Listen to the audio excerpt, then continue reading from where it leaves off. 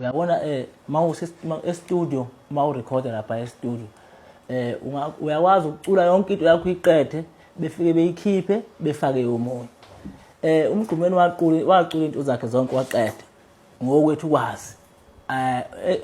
Uba ukhuzwayo nokhuzani asazi noma bayani e-studio bayokhanda ama backing kabusha.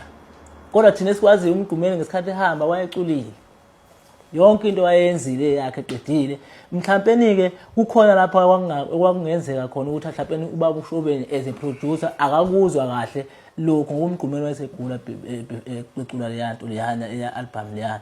Kungenzeka kuba ukhuzwayo wezwa kukhona lapha umgqumeni ahiqiza khona wasethi ukhona umfana akazokwazi ukuphesha ngayo. Kodwa thina bese singasekho ke lapho ngoba sasikhona thina isikhathi kukhona umgqumeni sasingekho seqedela even ukuqedela kwayo nje mina ngoba ngisho ukuthi ngangingekho e-studio. Kungenzeka ukukhuzayo wabona kukhona la kushoda khona wahamba wayofaka ukhuzana ukuthi akaqedele lapho, kodwa sobe singekho ke thina lapho ngoba